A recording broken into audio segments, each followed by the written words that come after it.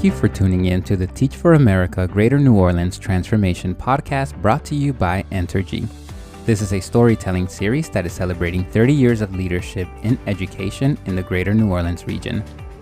In this episode, Mary Bliss McCrossen interviews the founder of Teach for America and Teach for All, Wendy Kopp. Throughout this conversation, Wendy and Mary Bliss travel through time starting with the years of TFA's founding all the way to the present day's challenges and opportunities with the COVID-19 pandemic. This and much more on the TFA GNO Transformation Podcast. Enjoy.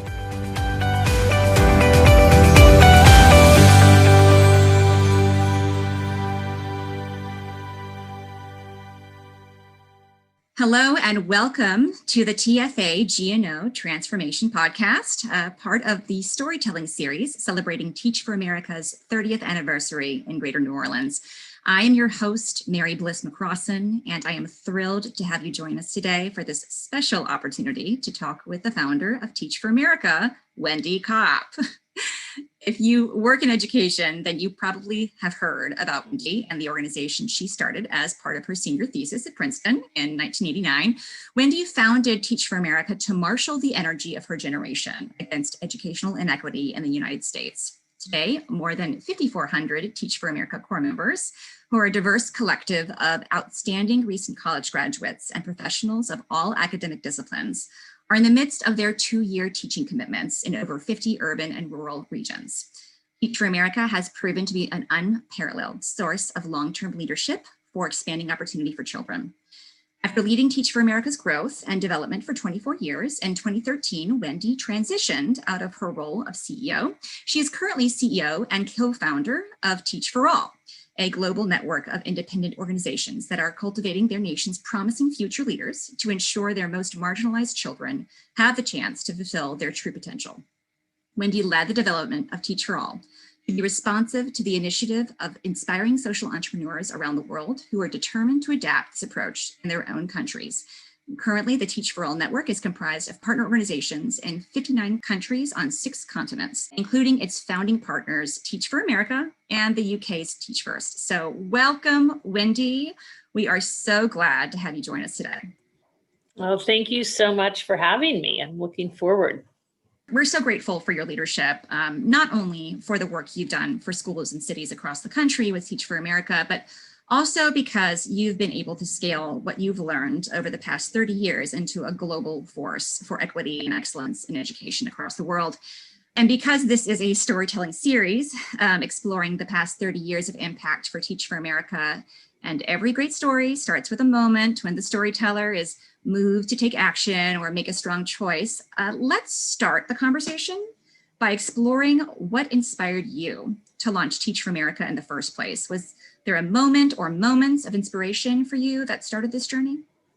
You know, I had become increasingly concerned as a college student and a public policy major, but I think mostly just a concerned college student about the inequities in our country. I think I grew up in a bit of a bubble, kind of unaware about the fact that this country that claimed to be a land of equal opportunity really wasn't one. And I kind of became increasingly conscious of the degree to which it wasn't during my college years. And at the same time, I was just searching for something I wasn't finding in terms of a way to, after graduating, assume a real responsibility that would make a difference in the world. And I felt I wasn't alone, that there were thousands of others out there who I thought, like me, would jump at the chance to address those inequities. And so what gave me the idea was just realizing all the recruiters of recent college graduates like myself were investment banks and management consulting firms banging down our doors saying, just commit 2 years to work in our firm. And I thought,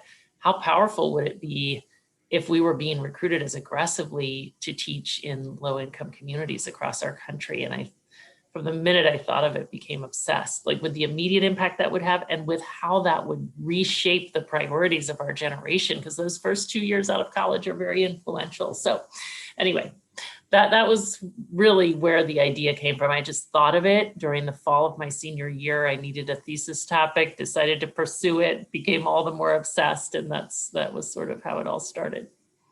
And then it just totally took off. I mean, it's such an example of entrepreneurial leadership in action. You saw a need, you had an idea for a solution, and then you motivated others to join you. And join you, they did. You compelled a team of individuals committed to service work in under-resourced schools in those 5 regions across the country initially, including ours, of course. And now there are over 1,500 TFA staff members working to support 350 communities across the country. And then there's a leadership force of over 64,000 core members and alumni currently. So that's really something to be proud of and humbling, I'm sure. I will say, though, I mean, there was just something about this idea that just magnetized people. It was very quickly far beyond me. Otherwise, none of that would be true. You know, what you just articulated. So, yeah, it was at the time, I just thought there's something about this, like it just meant to be. I would say, share this idea with people and they would say, doesn't that already exist? I mean, it was almost as if it did. And I think that had a lot to do with it. I think it just spoke to so many people, spoke to their values and their sense of what they wanted to be there, have their lives be about and such. I completely agree. Well, let's bring it back to home and let's explore those first years of Teach for America in Greater New Orleans. So take us back a little bit, if you could. What was happening in Louisiana in 1990 that made you and your team decide that TFA needed to be here? What need did you specifically see in our state and region that called you to serve the students and communities here? Well, we were looking for 2 things. I mean, we wanted to be working in communities where the needs were the greatest and where the people wanted us to be, you know, where the school superintendents and school principals and others in the community, you know, really embraced this. And actually, there was a particular person on our staff who was just going around the country talking with people. And, you know, of course, she thought about Louisiana because I mean, I think at the time, I mean, this was back in 1989, 1990, I think about half of Louisiana's kids were graduating from high school. You know, there were just tremendous needs in terms of learning levels and such. So it was very much on our radar, as were many other places. And still, I mean, of course, like there are massive inequities all across our country. So there were many places we could have initially gone, but we chose to place some of the first cohort of teachers in both New Orleans and Baton Rouge because people in those districts said, we want you. So that was really, you know, what led to that first decision.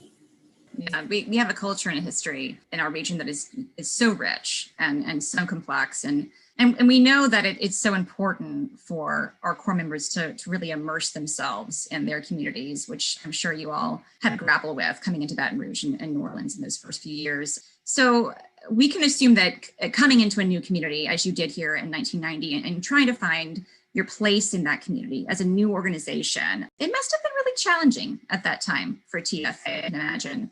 Can you speak a little bit to the challenges that your team encountered in those first few years serving Louisiana, and how did those challenges inform how you and your team approached your work and developed your theory of leadership? Well, I'm just honestly thinking about some of the extraordinary people, you know, the teachers, people who committed to teach, who became alumni, who, you know, led the work on our team, incredible allies in the community in both Baton Rouge and New Orleans, and ultimately other parishes across the state. And, you know, of course, it was a learning journey. I think what stands out most to me is that I was seeing, whenever I would, you know, spend time in Louisiana and in schools and such, I would see heroic acts of leadership, you know, like incredible teachers, incredible school principals, you know, who were partnering with us. I would see many of those teachers commit themselves to New Orleans long-term. And, you know, they were starting to do things even outside of classrooms to kind of exert leadership. And yet I do remember this overarching feeling that we just couldn't seem to gain traction beyond the individual acts of leadership. Like literally, I think it is not an exaggeration. I mean, sometimes my memory does funny things and you would know better than I, but as I recall, I think there was a different superintendent pretty much every year for the first decade we were there. And that's just how the whole thing felt. It just felt like here was a system that was so obviously, despite the incredible people within it, in terms of the veteran teachers and others, valiant school principals had been going at it. I mean, people in the school districts, even like some of the superintendents were really wonderful and deeply committed people. And yet it just seemed like it wasn't adding up to creating a system that was meeting the needs of kids. So that's what I honestly remember. And I feel like some of the hardest won lessons that I live off of every day as I work alongside many others to build this global network did emerge over time in New Orleans and in some of the other communities of this country where we have now worked for so many decades. But I feel like, ultimately things did start changing in New Orleans. And I know it was a rocky path with many, many mistakes along the way.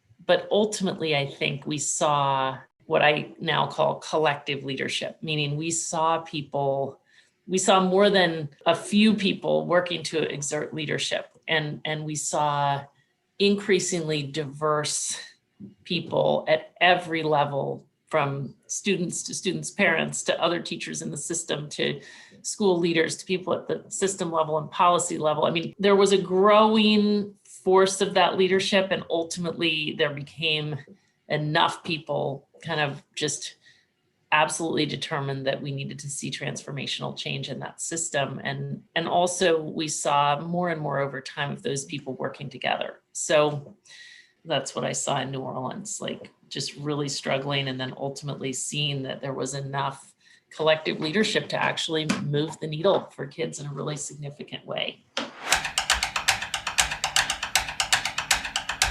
As we all know, a lot has changed for schools, specifically in New Orleans over the past 15 to 20 years. Our community experienced the results of the extreme corruption within the Orleans Parish School Board, the devastation of Hurricane Katrina, and the introduction of the Recovery School District and the resulting charter school movement that I think you spoke a little bit there during that time. There was also, at the same time, though, interestingly enough, TFA was also experiencing an incredible surge of growth in regions across the country. So there was a lot going on for TFA, both locally here in New Orleans and nationally at the same time. I'm thinking about those years really kind of surrounding Katrina. Can you take us inside a little bit, some of your experiences and decisions during that time, both in our work here in New Orleans and also TFA's work nationally? Honestly, what I remember, and I don't know if this gets directly enough at your question, but I'm just thinking back. I actually had just come back from a visit to Louisiana right before Hurricane Katrina, which took place, I still remember, when I was on my summer leave, I'm pretty sure, summer break. And I remember just watching, and I was so devastated. And partly it was because I had felt like we were the grand we, like, many people at the state level, like many people had come together around a vision for how things were going to change at the policy level and beyond in education. Like, it just felt like we were ready to go. I mean, there were a number of people who had worked for many, many years to say, like, we have got to figure out the governance changes and various other changes that would actually enable real progress for kids. And I thought, now those things will never happen.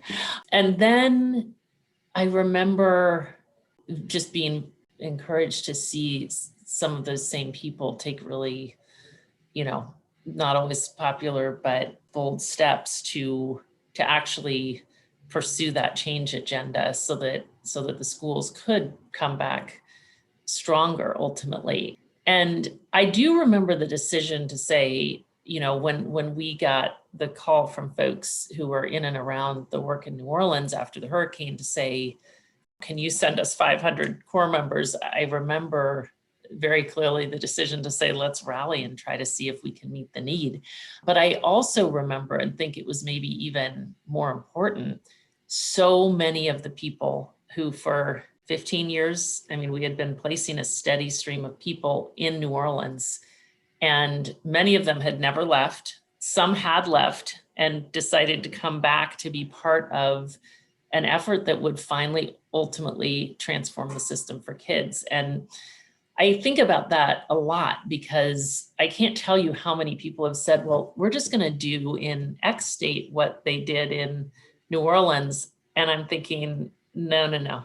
Like, that's not going to work. I mean, this is a long game, and it's not about one policy change or one anything. It is about the slow and steady work to build collective leadership. And so anyway, that's some of what I remember. And yeah.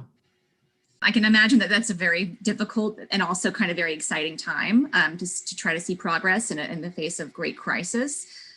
Thinking about that time and those years leading up to 2013, what part of your journey, both within TFA and personally, really led to your decision to step down as CEO of Teach for America and start Teach for All? You talked a lot about collective action. You talked a lot about systems change. I'm just curious about that transition between the two and how it happened. Actually, I was thinking so exclusively about our country. I mean, I had my head down. I was working alongside all the good people in New Orleans and far beyond to try to, make Teach for America bigger and better, to, work in partnership with communities to actually, help foster the systemic change we need. And there's probably much more to be said, by the way, about the lessons that I think we have learned over time about what is important in that. And some of those lessons hard learned, through the journey and alongside many in New Orleans.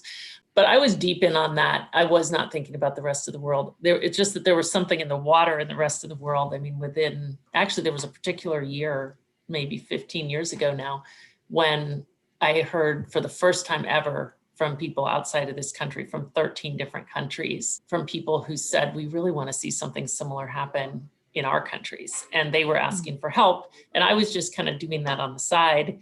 And then, it became a little bit overwhelming. So we decided, okay, let's launch a separate organization. It'll be, a network of independent organizations around the world with a global organization that will help us all learn from each other. Teach for America will be one equal network partner. But that was supposed to be 20% of my time. And it just very quickly became more like 80%. And so I really just had to make a choice. Like, either Teach for America needed someone full-time and full on, clearly, and Teach for All did as well. And I wasn't wanting to leave Teach for America, but I also felt that Elisa and others at Teach for America, who had really built the organization, right alongside me, had everything and more. I mean, in some cases, could bring much more to the picture. So I just thought, let me just focus on the new piece and let them run with Teach for America. That's how that decision was made. And I to this day, though, I'm really grateful for all those people around the world who came, knocking on the door, because I really do. I've just seen how much faster we can move in a global network of all the same hearts, minds, and souls around the world, tackling the same problem with the same theory of change, but in very diverse contexts. And it just really accelerated the learning curve. So I've learned, I probably, who knows, I'm sure I thought that Teach for America had a lot to share with all these folks around the world. And of course that's true. And there's a lot of gratitude on the part of a whole bunch of people around the world for Teach for America's pioneering example. But it became very quickly very clear how much I had and Teach for America has to learn from the rest of the world too. So it's been a very exhilarating learning journey. So there's a lot of connections being made there, I hear, and I can imagine a lot of connections between communities too, because especially working, I know that our community in New Orleans is so unique and so special within itself, and I can only imagine that that's in every other country you work in with Teach for All. So thinking back to your experience working with New Orleans, especially in those years around Katrina, and then also the work that you're doing with Teach for All, and overall in the last 30 years, how has your experience impacted your approach to being community driven? And how does it impact your leadership now for Teach for All? So first of all, I think I just learned through the Teach for America journey that deeply locally rooted leadership is completely foundational for the kind of transformational change we need. And I think there are lots of implications of that. I mean, honestly, it's what fueled my passion for, supporting these folks around the world to say we want to make a really intentional effort to cultivate local leadership in our countries. It's what led us to launch as a network to say, I'm not going to, quote, expand this around the world, but we'll come behind local leaders in countries that want to build these movements for change in their countries. So maybe at some level, that's kind of the one thought. But then I think there's a particular, I guess I've come to believe that in this approach of ours that Teach for America shares and that all the Teach for All network partners share, I think there are a couple of things that are really important to having to working in deep partnership with communities. And the first of them is, I think we need to work together with the diverse stakeholders in our communities. So whoever is leading the charge for Teach for America in New Orleans, at the center of the work needs to be a deeply rooted, locally rooted process to co-create with local stakeholders like the students and families and educators and community leaders and activists and employers and others, a vision for student success that is deeply rooted in local context, culture, values, aspirations, a deep understanding of the local pathways for opportunity and the challenges facing kids. I just think that's super important. And I learned that initially. It was one of my biggest reflections from my first, maybe, just as I was leaving Teach for America, I was realizing if we had put an effort to do that, to co-create visions of student success in partnership with communities at the center of the work from year one, it would have solved problems 1 through 20. So we actually put that at the center of the process for Teach for All network partners will spend 2 or 3 years co-creating those visions for student success before they launch. And I think it has made a huge difference. And the other piece clearly is that we need to be recruiting and developing diverse cohorts of teachers and leaders, diverse in the sense, I mean diverse in that sense, like we need everyone who has it within themselves to channel their energy in this direction. We particularly need people who themselves have experienced the inequities we're working to address.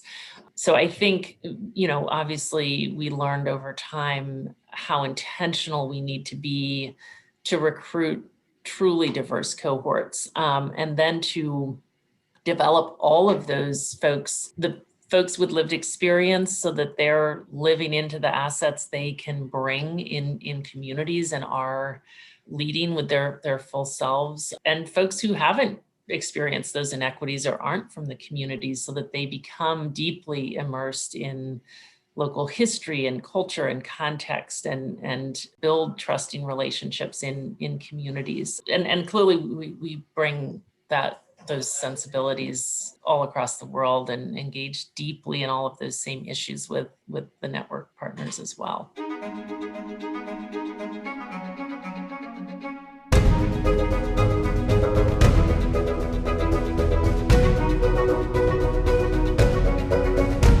Teach for America believes that teaching is a profound act of leadership, and our teachers have really elevated their leadership actually in incredible ways during COVID-19 crisis and in other crises in the past.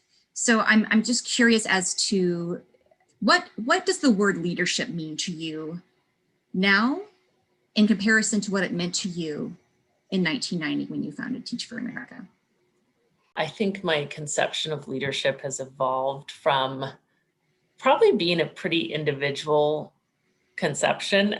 Even my own journey, I was putting together the mailboxes and literally it's like, if anything had to be done in those early months, it was on me. And I think I internalized that mindset for a good while. And I think there's a lot about our culture in this country that, I think we define leadership a certain way, but I've deeply evolved my understanding of what kind of leadership we need towards this notion of collective leadership. No one person is going to solve such a deeply complex and systemic challenge as the one we're addressing. We will need everyone. So how do we lead in a way that is deeply rooted in that understanding? And in fact, we are in the process across Teach for All co-creating with our network partners, including Teach for America, a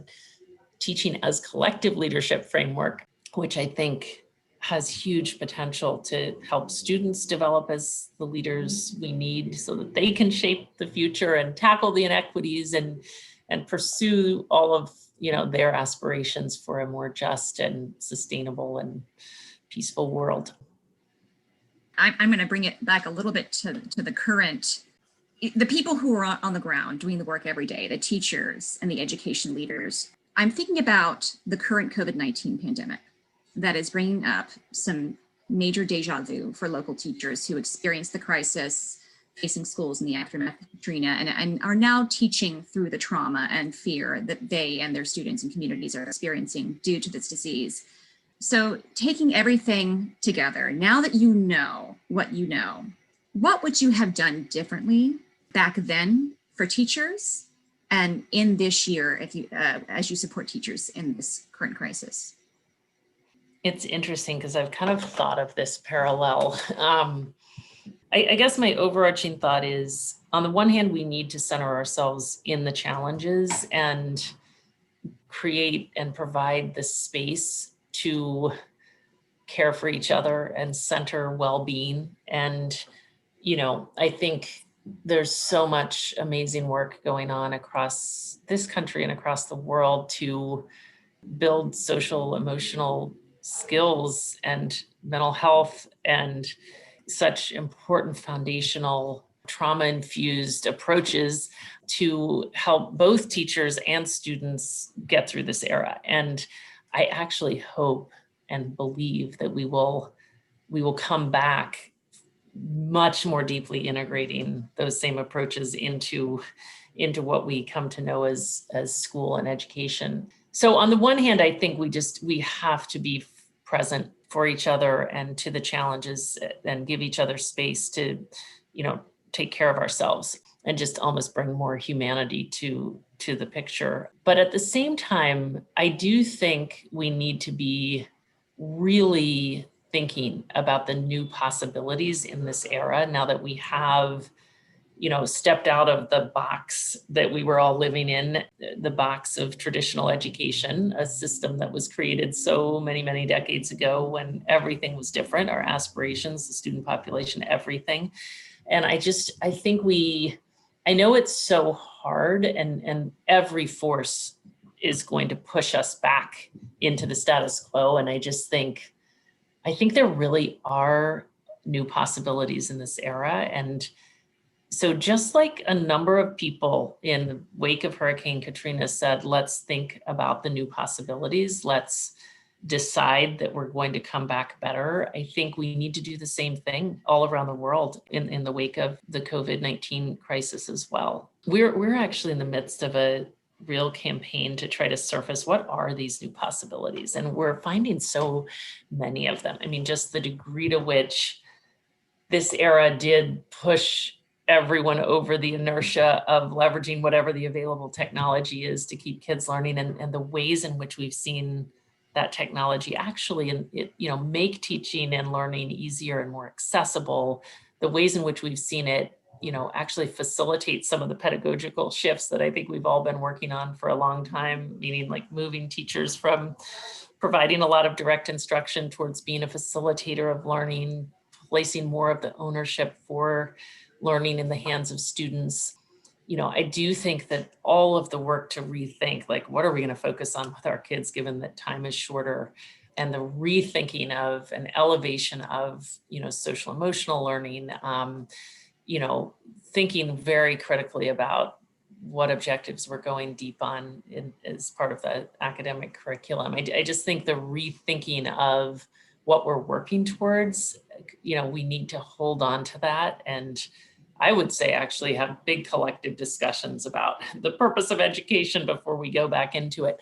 And I think there are even other possibilities. I think we've found a way to enlist the partnership of many others in the learning process. We're working all around the world far more deeply. It's so long overdue. All the great teachers were already partnering so closely with parents, but we've found out how much more we can do to support parents, to support the process. We're seeing other incredible ways of enlisting others, whether it be future employers or tutors or, in supporting kids in this era. So I just think there are many possibilities, and that, to me, the only question is whether we will have enough leadership in any given local context. I mean, with enough leadership, you can do anything. So I do really want to not gloss over the fact that there are many new challenges. There are many kids and families who are at risk of huge setbacks and have already experienced them, of course.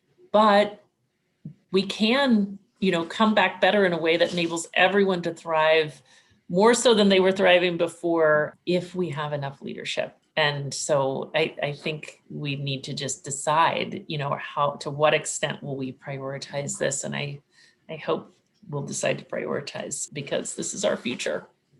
Exactly. And bringing it back to leadership again, I really just have one more question for you.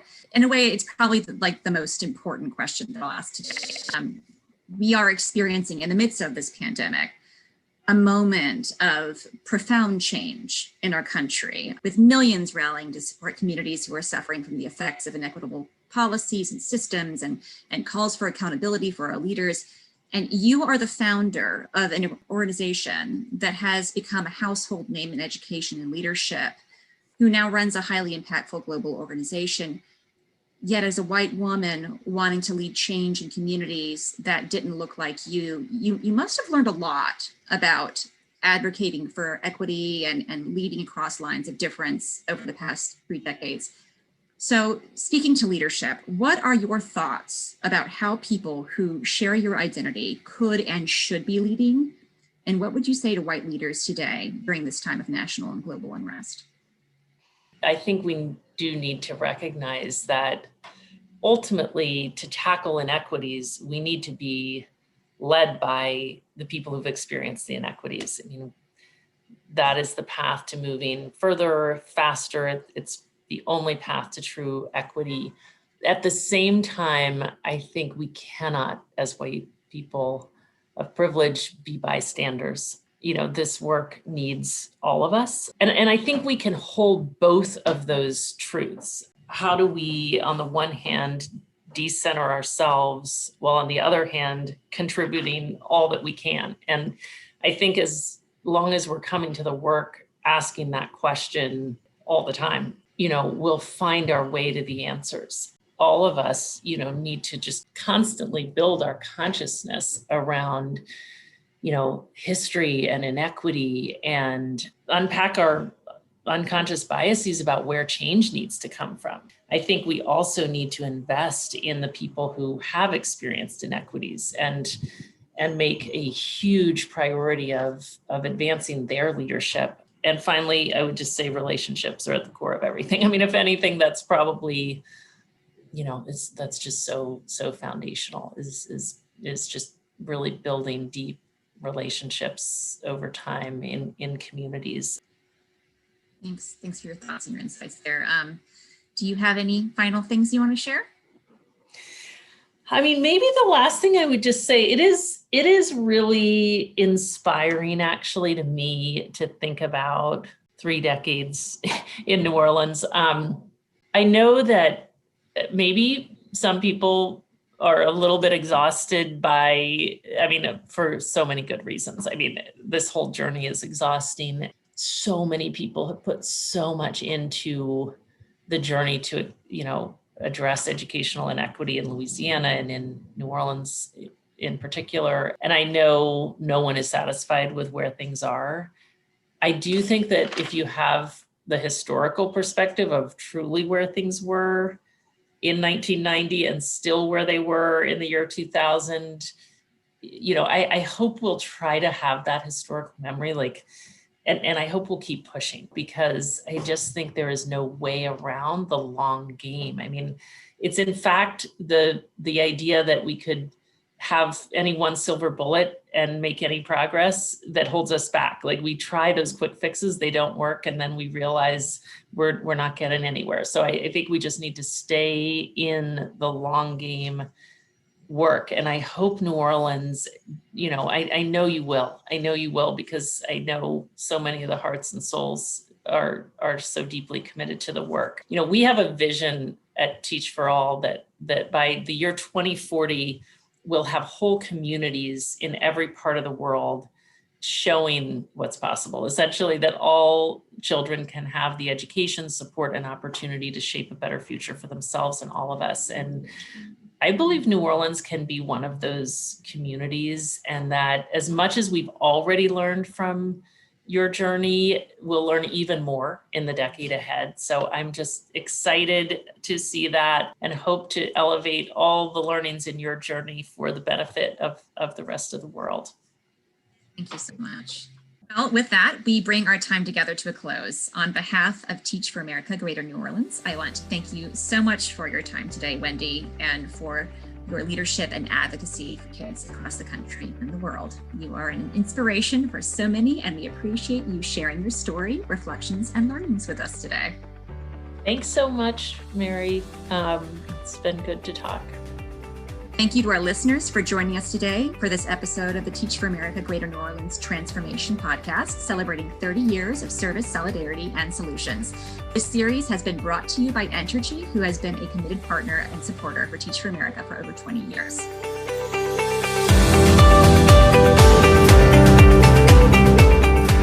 Thank you so much for tuning in to this episode of the TFA GNO Transformation Podcast. We hope you enjoyed this conversation with Mary Bliss McCrossen and Wendy Kopp. If you'd like to learn more about the 30 years of impact with Teach for America in the Greater New Orleans region, be sure to visit www.tfagno30.com or visit our Instagram and Twitter page at the handle TFA_GNO. Thanks again for listening, and we hope to connect with you soon.